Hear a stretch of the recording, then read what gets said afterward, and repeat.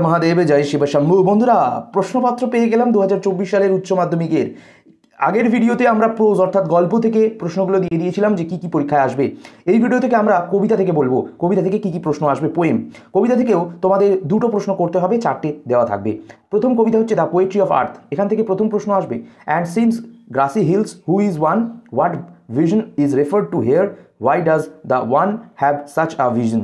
প্রথমেই বলে দিই, এই যে প্রশ্নগুলো দিচ্ছি এই প্রশ্নগুলোর উত্তর যদি পিডিএফ পেতে চাও, উত্তরের পিডিএফ, তাহলে অবশ্যই ভিডিওটিকে 1000 লাইক করতে হবে এবং অবশ্যই বন্ধুদের মধ্যে প্রচুর প্রচুর প্রচুর শেয়ার করতে হবে।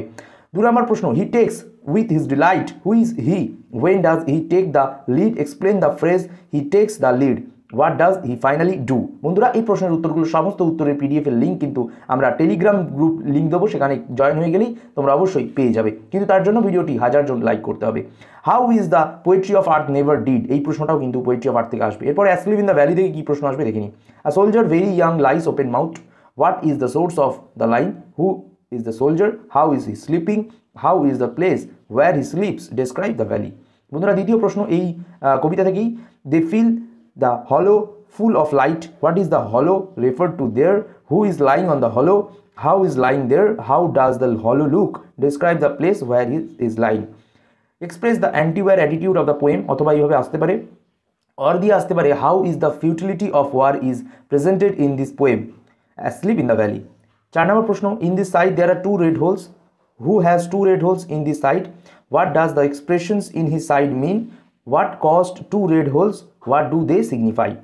অথবা এই প্রশ্নটা ঘুরিয়েও দিতে পারি, in his side there are 2 red holes, who is the person refer to here, what do they signify, what attitude of the poet to war is reflected in this line.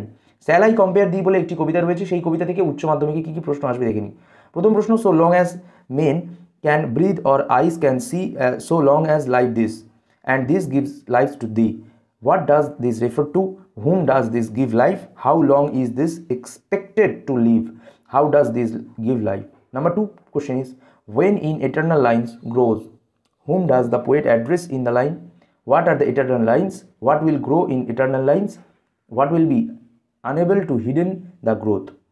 Number 3 নম্বর প্রশ্ন, every fear from fear sometimes declines, এই line দিয়েও প্রশ্ন আসতে পারে।